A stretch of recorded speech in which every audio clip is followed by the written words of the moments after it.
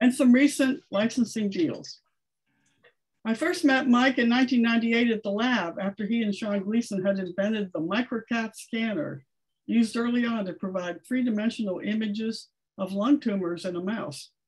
Think about that, the MicroCat and the mouse. MicroCat was the name for a new high-resolution X-ray computed tomography or CT system. And it was a privilege for me to work with Mike to showcase this invention in an article in the ORNL Review magazine that I edited. I was also pleased to learn that our former neighbor, Steve Kennel, collaborated with Mike and Sean. Steve implanted lung cancer cells in mice that MicroCat scanned to determine if Steve's treatment of the lung tumors with a radioisotope tagged monoclonal antibody was shrinking and destroying the tumors. MicroCat images verified that the treatment worked. MicroCat later was used to image internal organs, fat deposits, and defects in various small laboratory animals. The invention turned Mike into an entrepreneur. Mike has led the ORNL Technology Transfer Office since 2009. He and his team collaborate with industry leaders and lab scientists to translate ORNL inventions into commercially successful products. The lab has more than 150 active technology licenses. Prior to joining the ORNL Technology Transfer Office, Mike served as Vice President of Product Management for Siemens Molecular Imaging in Knoxville. There, he and his team were responsible for defining the product portfolio for this worldwide market leader in clinical PET and SPECT diagnostic imaging.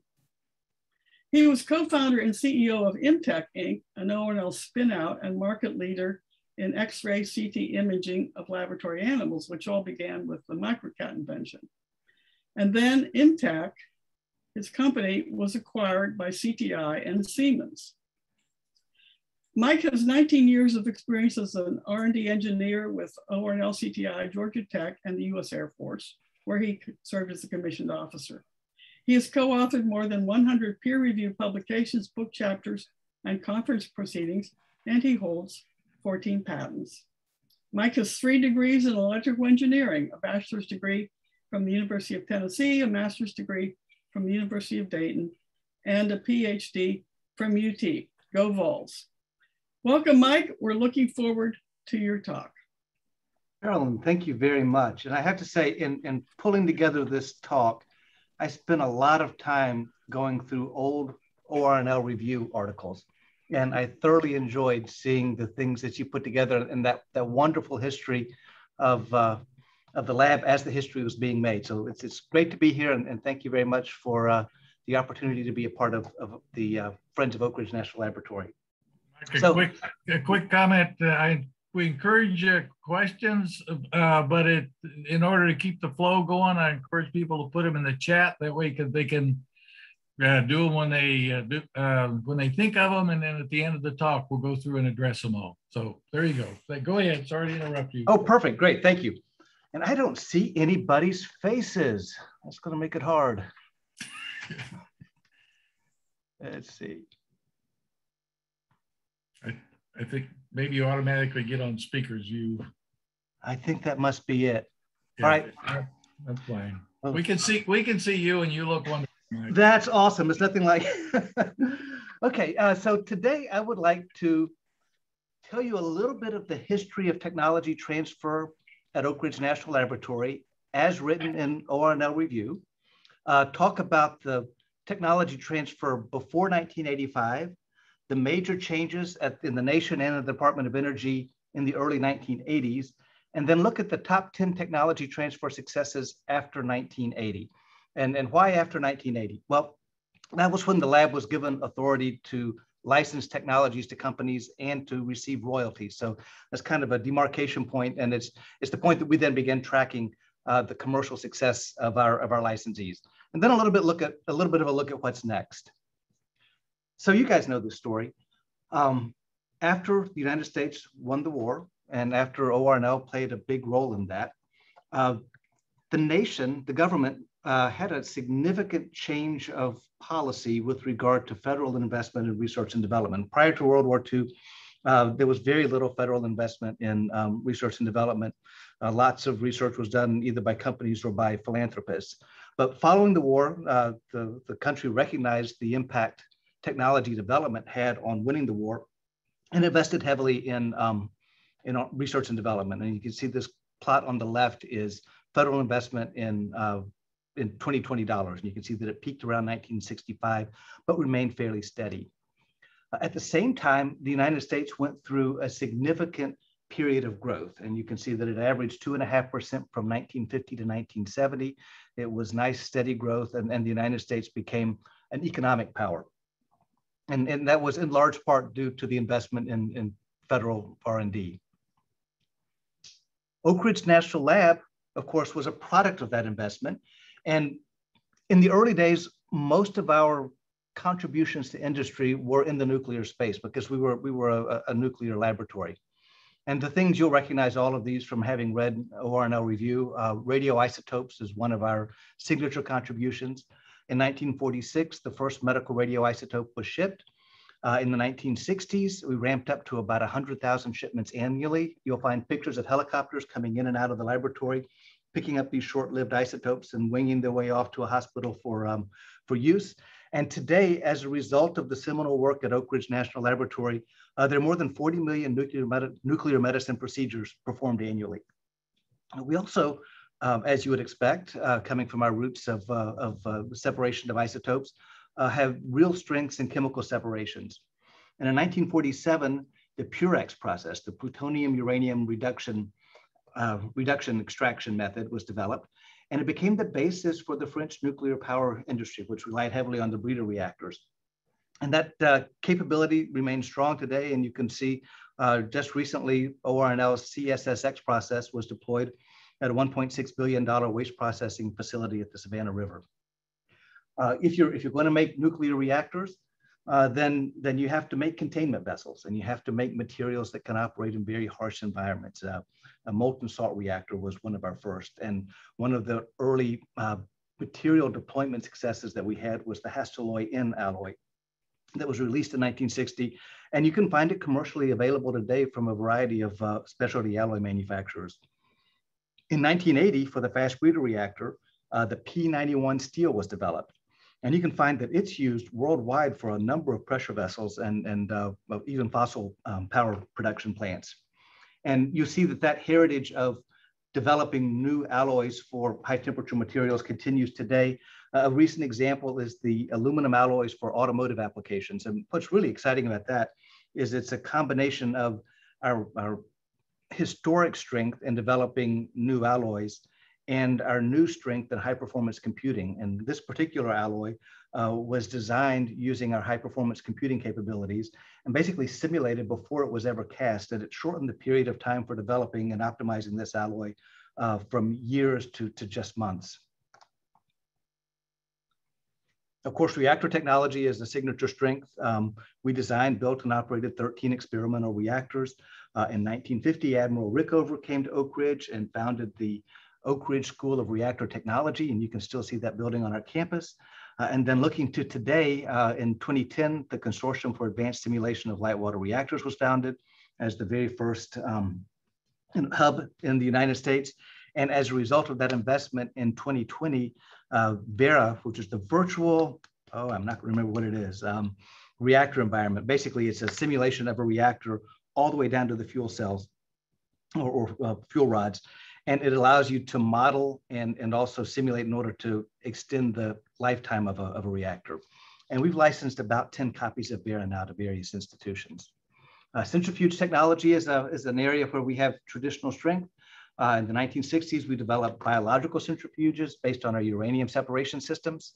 We also, in the 70s, developed a process to purify vaccines. And today, we have ongoing gas centrifuge technology research. And of course, ORTEC spun out of the Oak Ridge National Laboratory before we had the ability to license. ORTEC in the 1980s sold its PET business to entrepreneurs creating CTI. In 2005, Siemens purchased CTI for $1 billion. And today, 2 million PET scans are performed annually in the United States, and Siemens is the market leader. So those are what I see as the top pre-1980s tech transfer successes. And in all cases, it was it was a knowledge exchange. It wasn't a patent exchange, and it was a collaboration to transfer the information. But something changed in the 1970s. We had been on that long period of growth coming out of World War II, and then the bubble was kind of burst. So many of you will remember the gas lines. You remember the Chrysler bailout. You remember the misery index, the combination of the unemployment rate and the inflation rate. You remember the kind of the national soul searching that happened with the Iran hostage crises. And you remember that all of a sudden people were buying cars that weren't made in the United States. And so this was a period of reflection on, all right, we're investing all of this money in research and development. Is the nation getting the value that it should, particularly in terms of commercialization value from these investments that are being made? And at the time, if you were a research university or if you were a national laboratory, if you invented something using federal dollars, then the agency that funded the work was able to determine what happened with that patent. They could either take title to the patent themselves, or they could, if they wanted to, allow the institution to petition to take title of it and then license it. But it was a hodgepodge of regulations. It was inconsistent. And as a result, there were just relatively few patents that were resulting from investment in federal research and development. And as a consequence, that there wasn't a clean pathway for new technologies to come out of the universities and the laboratories. So the hero of this story, if you're a fan of tech transfer, is a gentleman named Senator Birch Bayh, and he collaborated with Bob Dole to create the BiDol Act that I'll talk about in a minute. And he was convinced that scientific breakthroughs in the universities and in the national laboratories were simply sitting on the shelves unused because of the bureaucracy and red tape. And so his proposal was to let the institutions that performed the work take title to the inventions, even though it was funded by the federal government. And not everybody thought that was a great idea. I love this Senator Russell Long, who said, this is one of the most radical, far-reaching, blatant giveaways that I have ever seen. And in fact, this was 1980 now that they were trying to get what became the BiDol law in place. And Russell Long didn't want it to happen. And as you know, a senator can put a hold on legislation and just keep it from reaching the floor. And so that's what he did, and it was stuck. And then something happened. We had the election of 1980. Ronald Reagan was swept into office. On his coattails, Dan Quayle was swept into office, defeating Birch Bayh. And it was time for Birch Bayh to leave the Senate. And in one of these really nice examples of collegiality, Senator Long picked up the phone and called him and said, well, if you want your damn patent bill, you can have it. And he withdrew his hold. And on December 12, 1980, a lame duck president signed a bill from a lame duck Congress sponsored by a defeated senator. And this was 1980, so 20 years later, it was called maybe the most inspired piece of legislation to be enacted in America over the last century. And you'll find that across the world now, companies or countries are aligning their patent law with the United States model, because there is a belief that allowing the universities to take title to the things that their researchers invent, and to a lesser extent, the national labs, is the way to get technologies from the laboratory into the hands of entrepreneurs and companies. So in the 1980s, there were three key laws that were passed. The first one was the Stephenson-Weidler Technology Innovation Act. This was also 1980. And what it did was it required federal laboratories, including Oak Ridge National Laboratory, to, quote, actively participate in and budget for technology transfer activities. It didn't explicitly say that the laboratories could license technologies, but it said you need to stand up an office and you need to begin investing in technology transfer. Just a few months later, the BiDol Act came along. We've talked about it. It permits nonprofit organizations and small businesses to retain ownership of inventions. Interestingly, the national labs, for the most part at that time, were not nonprofit organizations. And so BiDol didn't actually authorize tech transfer at the laboratories. And it wasn't until 1986 that the Federal Technology Transfer Act was enabled. And that created CRADAs. It authorized the laboratories, whether they were run by a not-for-profit or a for-profit, to negotiate licenses. for patented inventions made at the laboratory. So 1980 to 1986 was kind of this dynamic time when the laws were changing. Kind of as we see today, DOE policy was changing, in some cases in front of the laws that came along. So we were actually able to do tech transfer a bit before 1986, and then this law in 1986 validated that. So just as a recap, the BiDol Act, in my mind, effectively privatizes scientific deployment. So the federal government funds the research. It grants title to the inventions to the BiDol entity, and that would be a not-for-profit, a small business, or a university. It retains a license for the government to use the invention any way it wants to, and it retains the ability to march in and require the company to either sublicense to somebody else if there's a demand, or allows the government to do it itself. And so those are called march-in rights. They've actually never been exercised, but it's a safety net that's built into the law. And then the university or the nonprofit discloses its inventions to the agency. So this creates a mechanism to capture inventions and record them. And in fact, under our prime contract, we have an obligation to disclose all of our inventions to the Department of Energy. So one of the outcomes is there's a larger number of inventions and they're cataloged. The company pays for patent protection, and it's obligated to do that if it elects title. So now we've pushed the cost associated with protecting the intellectual property to the university or to the national laboratory.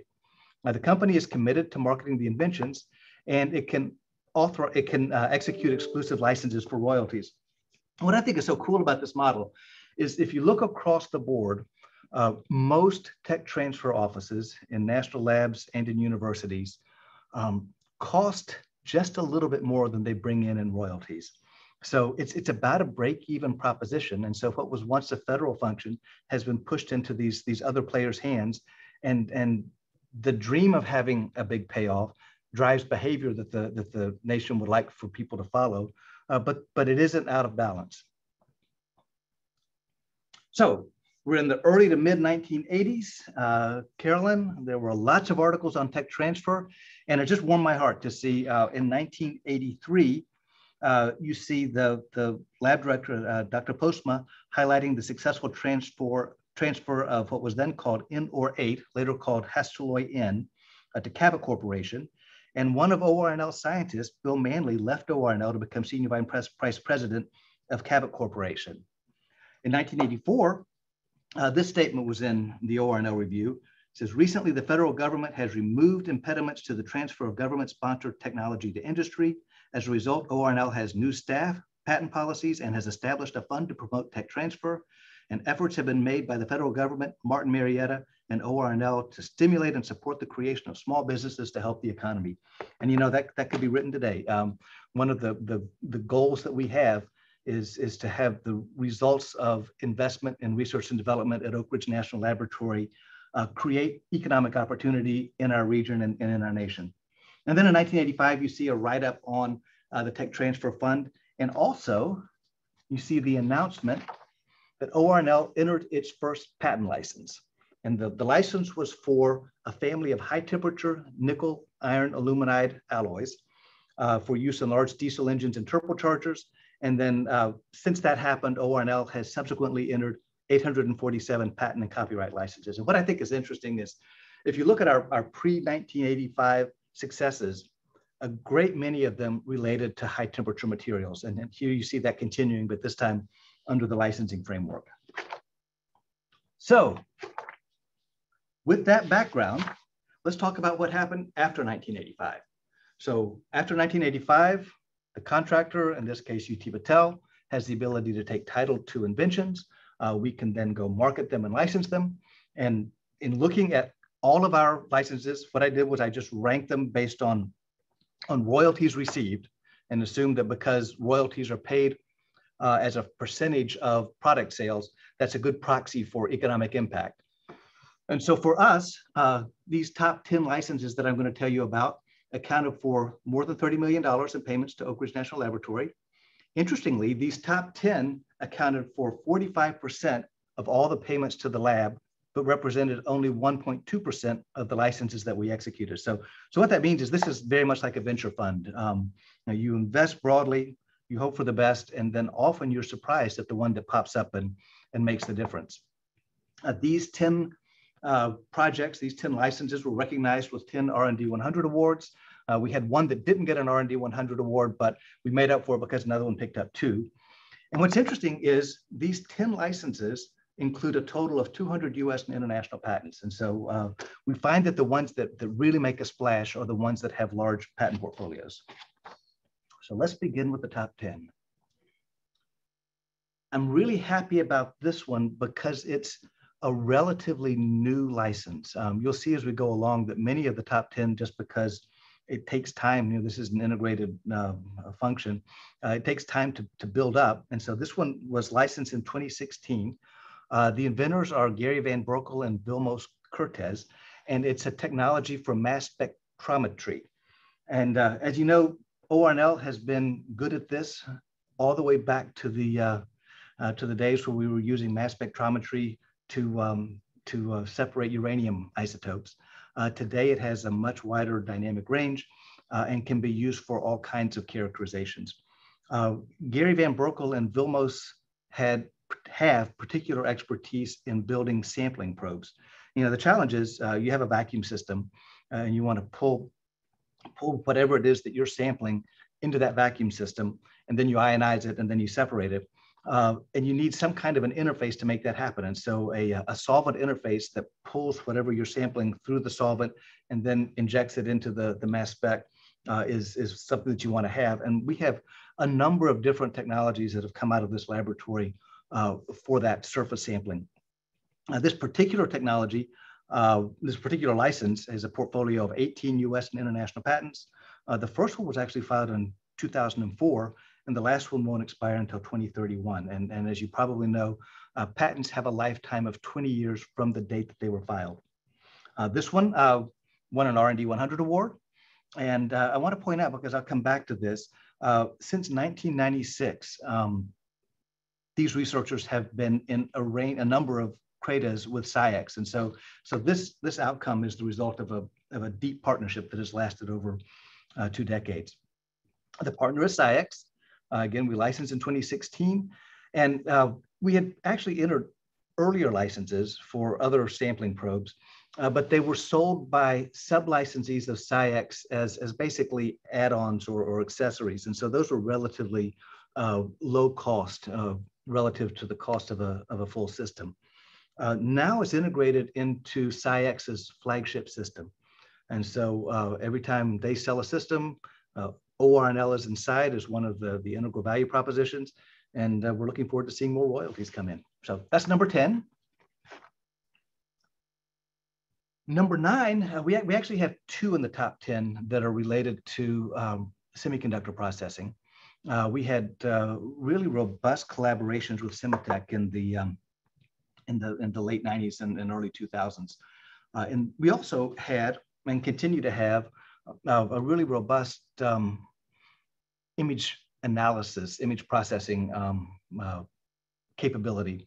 And it's kind of that precursor to today's artificial intelligence capability.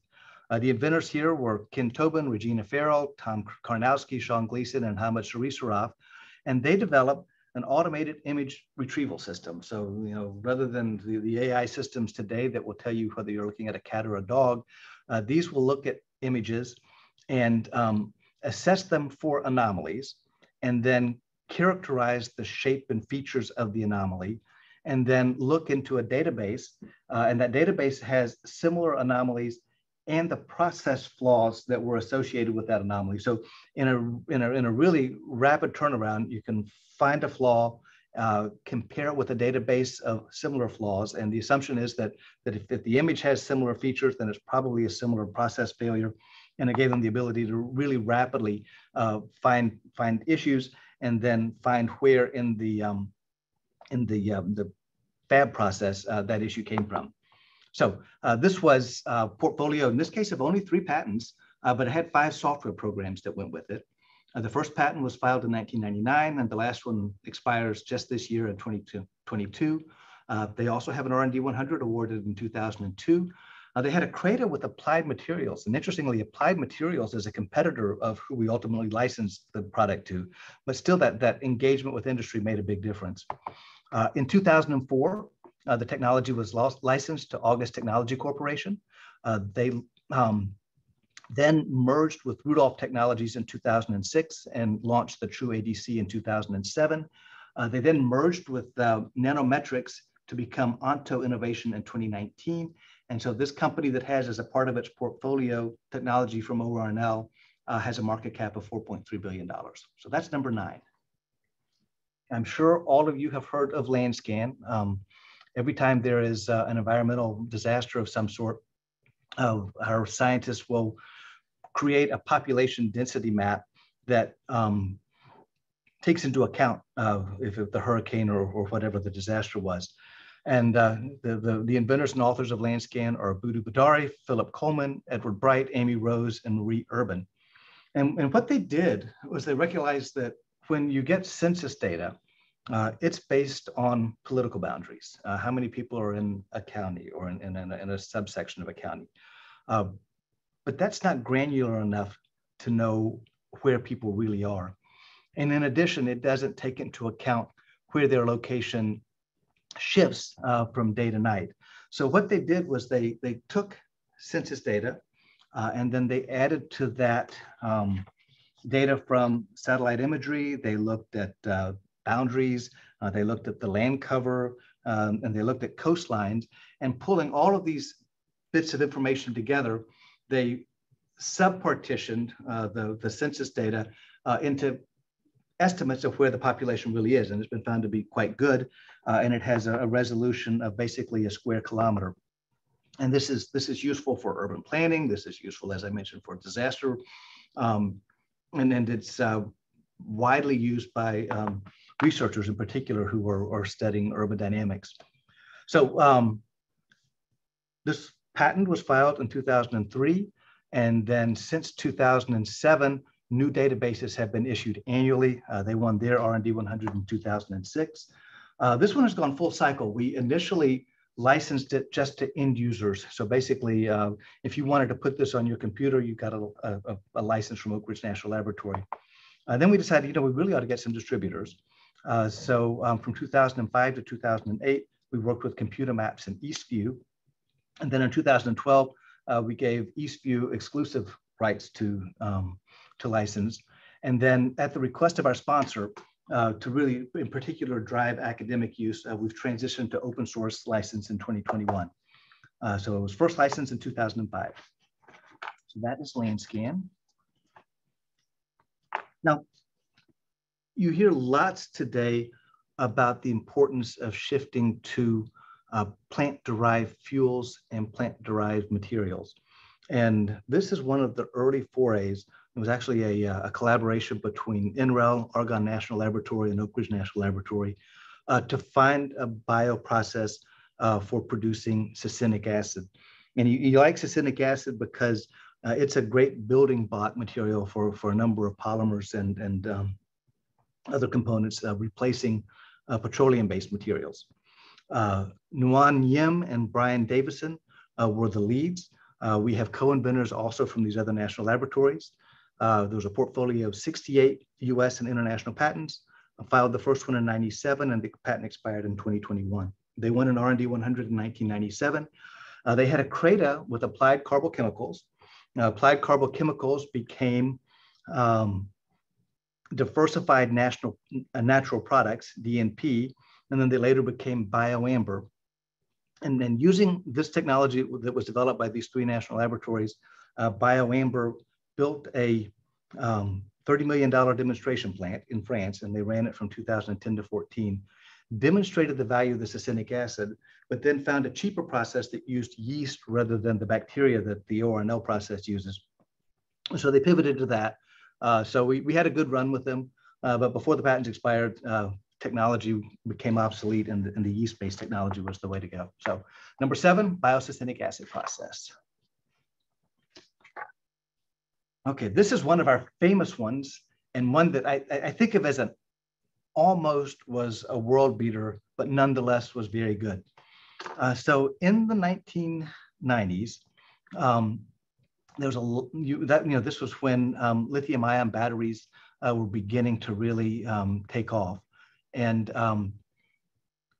it was known then, and is even known more now, that if you can have a solid-state battery, one that doesn't have a liquid electrolyte, then you have a longer-lasting battery and a more robust battery. So the ORNL inventors were John Bates, Nancy Dudney, and Bernd Neudecker, and they built a large portfolio of patents on solid-state batteries created basically using semiconductor processing steps. And so basically they deposit and then pattern films just as you would if you're making a semiconductor device.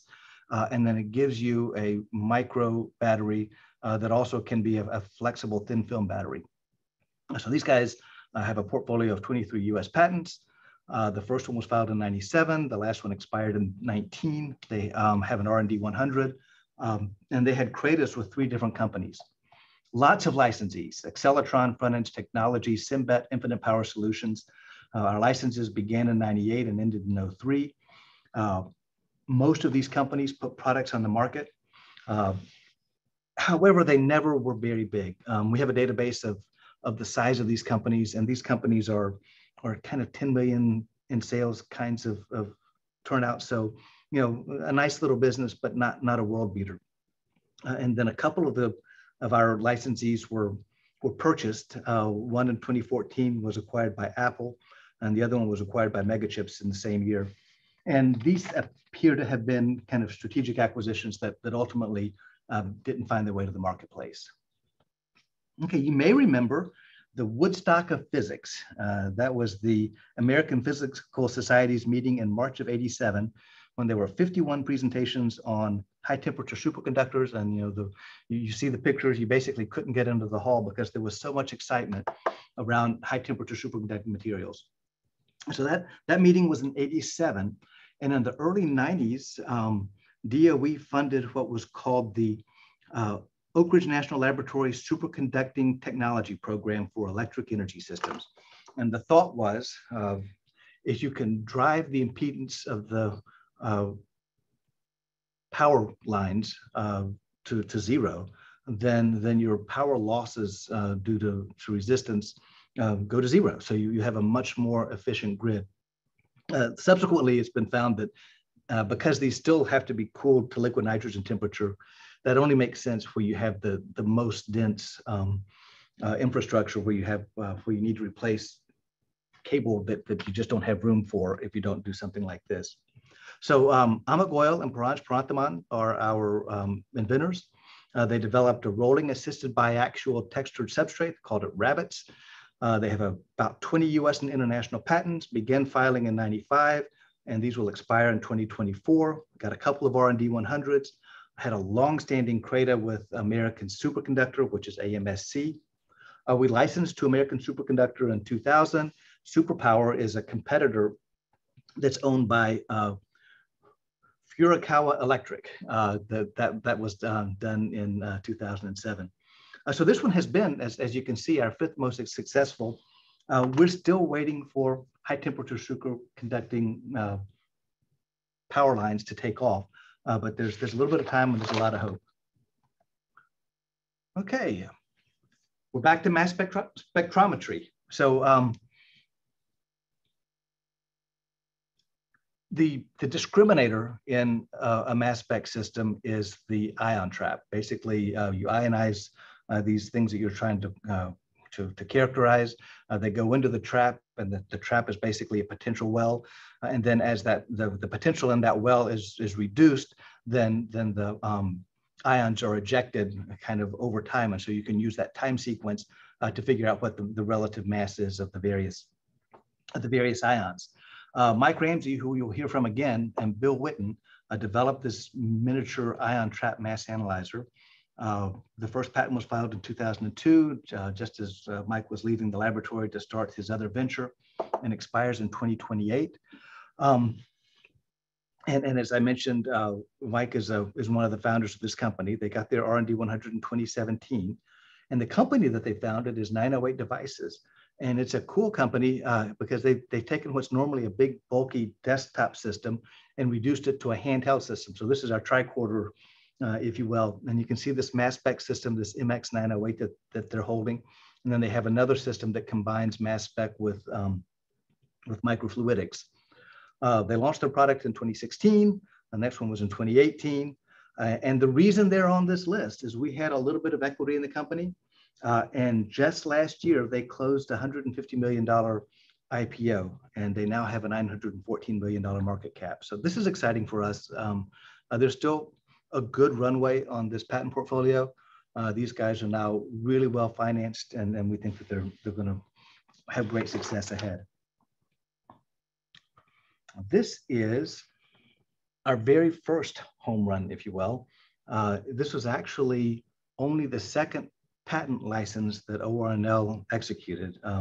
It was the 5th overall license. We had a patent license followed by 3 copyright licenses, and then this one. And it's basically a ceramic that is reinforced with silicon carbide whiskers, and they're about a 1/2 micron in diameter, about 30 microns long. And it's essentially rebar for ceramic. And it's really good for high temperature applications and good for cutting tool applications. For the ceramic or the silicon carbide whiskers provide cracking and breaking resistance. So this was a portfolio of 5 patents. The first one was filed in '84. Last one expired in '06. We licensed in 1986, and the product was launched in 1987. And it's kind of an interesting little history. This Tadaho Advanced Composites Material Company was a subsidiary of a Japanese company. Sometime, I think, I don't have it here, but in the late let's see, it'd be 86, we've been in the 1990s. There was an employee buyout. And so Advanced Composite Materials LLC was then the employee-owned company. And that was subsequently acquired by a British company, Haydale. And they distribute their parts through Greenleaf Tooling Solutions and Sandvik I believe that's in Sweden. And if you go look out on their web pages, you can see that the silicon carbide whisker cutting tools are still available. Now, this next one is, I would say that most of the success stories that we have are the results of long investment and deep expertise at Oak Ridge National Laboratory because they're ongoing DOE programs. This one's different. Bob Lauf, Don Bible, and Carl Sanz went to a Cimetech meeting, and one of the presenters said, we're having a hard time characterizing the temperature across a wafer in real time. Wouldn't it be great if there was some way to put a dummy wafer into the process so that we could track the temperature? And these guys literally went back to the bar, broke out a napkin, and drew up how somebody might do that. They then came back to the lab, prototyped it, filed a patent in 1997. It issued in 99 and expired in 17. The company that licensed the technology was Sensoray. Sensoray was later acquired by KLA Tencor. It's a $6 billion per year company. And this wireless monitoring of temperature based on a seminal ORNL patent is still a significant part of process control for the semiconductor industry. And our last one is Lab on a Chip. So you saw Mike Ramsey before. That was his second venture. His first venture was a company called Caliper Technologies. I remember actually seeing Mike in his lab, and he had these microscope slides that they had just etched little scratches in, and he was using electric potential to push fluids around. And I thought it was the silliest thing I'd ever seen, and it would never amount to much. But he filed a portfolio of 42 US and international patents, won an R&D 100, formed a company, licensed our technology in 1995. They went through several strategic partnerships, but at the end of the day, PerkinElmer acquired Caliper in 2011 for $600 million. They sell systems and they sell reagents and expendables. And so, it's like you sell the razor and then you sell the razor blades over and over and over. It's been a tremendous success and has made a difference in the way people do medical diagnostics and the way they do research. And so lab on our chip, today embodied in the lab chip GX Touch, is the biggest hit that Oak Ridge National Laboratory has had. So there's our top 10. So what's next? Well, I looked through our licenses and picked 4 that I think have real potential to do something big in the not too distant future. The first is solid power.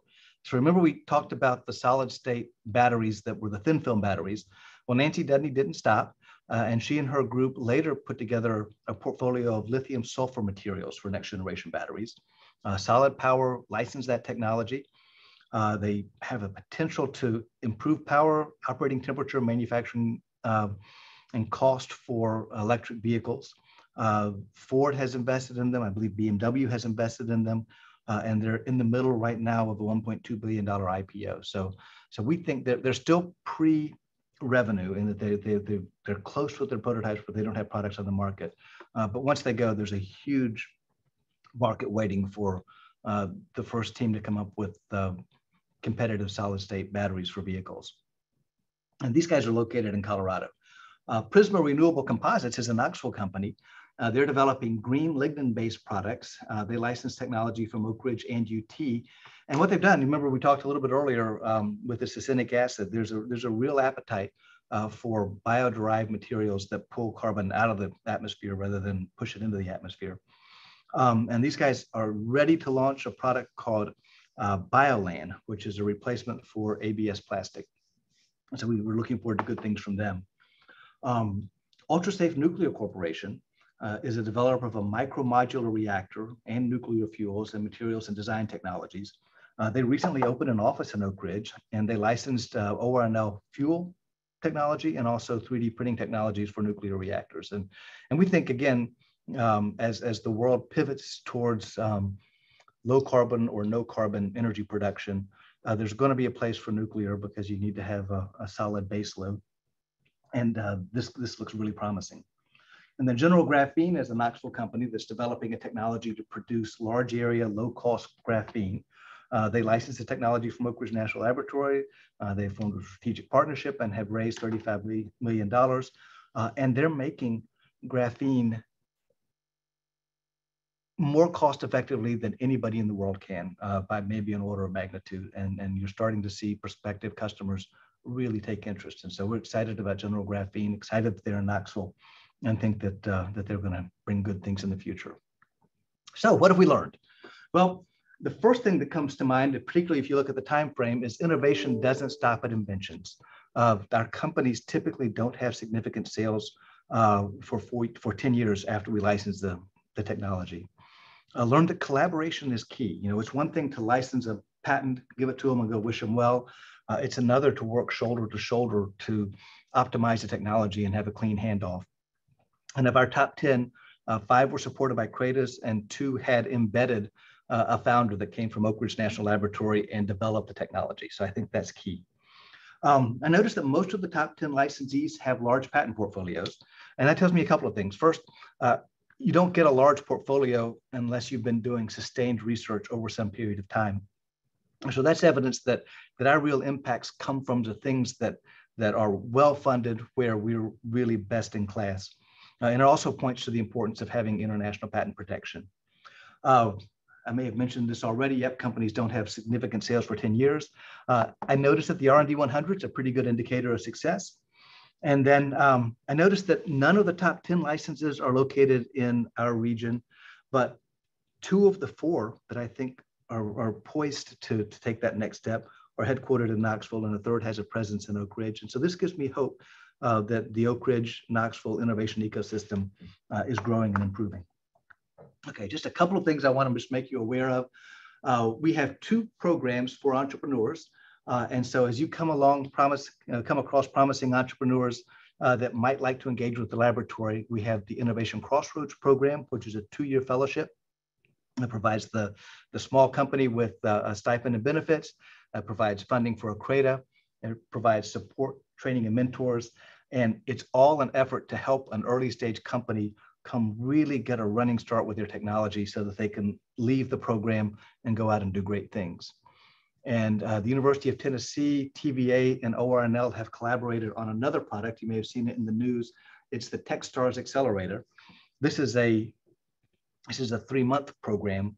In our case, focused on artificial intelligence, advanced manufacturing, quantum information science, 5G, advanced wireless, biotechnology, and clean energy technology.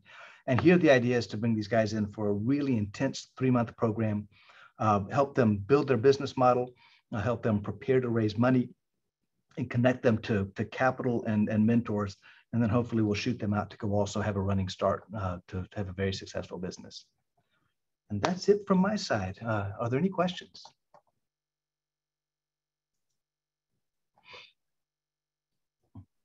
First of all, thank you, Mike. A big hand for starters. You did an excellent presentation related. People have been active in putting their questions on the chat. So can you read them, or do you just want me to go through them, or if you can just do them directly if you want? Yeah, so let's see. The first one is, in the early days, we had allographics, robotics, ORTEC, and spinoffs on Oak Ridge. How can we get economic development locally again? And will Innovation Crossroads help that? So I have a longer answer to that than just Innovation Crossroads. With regard to Innovation Crossroads, we spend a lot of time connecting these companies with mentors and collaborators in the region. And 2 years is enough time for them to grow roots in the region. And so we find that the program is pretty sticky. One of the challenges is we don't have as much incubator space as we should. And these companies, when they come out of Innovation Crossroads, are typically at that stage where they need their own space, but maybe can't build their own building. So from an economic development perspective, more incubator space, and particularly incubator space in Oak Ridge, is important. I think the more significant recent change is TVA, ORNL, and UT have begun collaborating on a number of projects, recognizing that if we kind of focus our efforts together, we can attract more companies. And big companies beget little companies. So if we can have what people will call a cluster of companies that are in the region that are working in similar spaces, then that creates a market for small businesses to then step into and provide products and services for these bigger companies. So it's all about trying to create an interconnected network of companies that feed off of one another. A mini version of what happened with the semiconductor industry in Silicon Valley. Does market momentum and creative opportunities influence areas of research? Programs focusing on electric vehicles and batteries because of industry and climate. I would say, for the most part, our research agenda is driven by DOE. And so it's driven by the priorities of the day. And today that means electrification, it means decarbonization, and it means carbon-free energy across the board. And of course that shifts over time. I don't remember the number, but some very large fraction, I want to say 85 to 90% of our funding comes from DOE.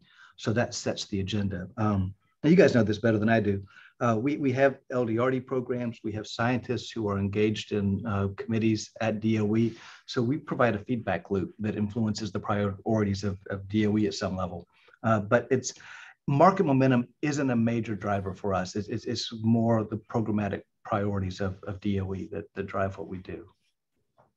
Maybe you can just summarize a thought on the next one and bleep it as you feel.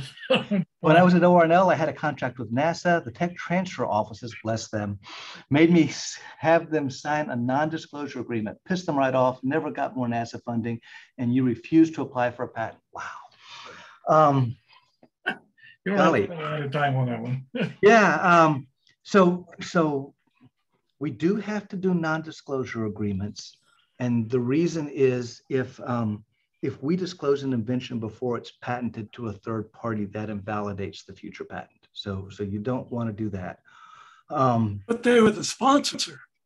They were paying for it. Even so, if we publicly disclose outside of the assignee, which is UT Patel today, then we create a patent bar. I think that would have been the rationale. I don't know that I recall this particular case. What we try really hard to do is to not be an immovable object. You know, if they're funding us, then we got to find a way to put an agreement in place that they can handle. Yeah, I don't know any more about it than that. But certainly one of the things that we don't ever want to do, and I really, this is in terms of when people publish, when we get disclosures, is we don't want to get in the way of the research agenda. So we will file a provisional patent as fast as we can so that the publication can go out, and we'll do everything we can to avoid having our tech transfer mission get in the way of the larger mission of performing the research. Do you get royalties for patents that have expired? No. When a patent expires, it goes into the public domain, and we're no longer entitled to royalties. Bronze, yes, you are one of the top 10. Congratulations. Can you give us a total of royalties that the lab has gotten since 1980? I can, and I've forgotten. It's about $65 million, I believe.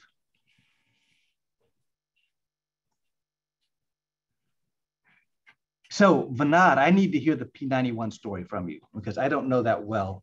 And it's one of those kind of unsung contributions from Oak Ridge National Laboratory.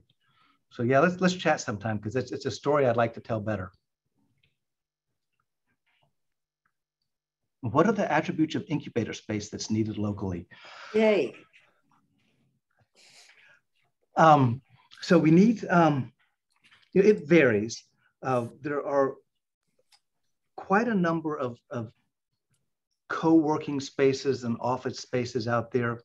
The challenge is when somebody needs a laboratory, and then we typically say, particularly a wet chemistry laboratory. So a lab doesn't have to be super shiny or fancy, that has a fume hood and is plumbed, is kind of that next step that people really need. And then having run a little company myself, the other thing is it's nice if there's access to somewhat attractive space where you can bring a visitor and sit down and maybe not make it painfully obvious how very small your company is. So conference space and maybe some shared services there are nice things to have as well. So if anybody has any in-person questions they want to briefly ask, we can do that. We got 1 minute to 12 here. Raise your hand or just unmute yourself and speak up and I'll try to moderate it. Well, I think you stunned them, Mike. You told them everything and they did it. We got their questions in and I thought you did an excellent job for portraying all that. And we appreciate you were willing to talk to us and communications. And well, we all want to give you a great hand. So, thank you. Well, thank you. It's nice to find other people that think that ORNL has a cool history and have a chance to share it with you. So thanks very much. Yeah, and we were glad that you could do the Zoom and you don't even have to come out of your office. We see all these on your wall in the back there. So great. So I guess with that, we're hitting right at 1. There's nothing reason. I think everybody's popping in. Also thinks you did a great job and give your accolades again and let people pop off. And I'm going to end the meeting and thank you again, Mark. Thank you.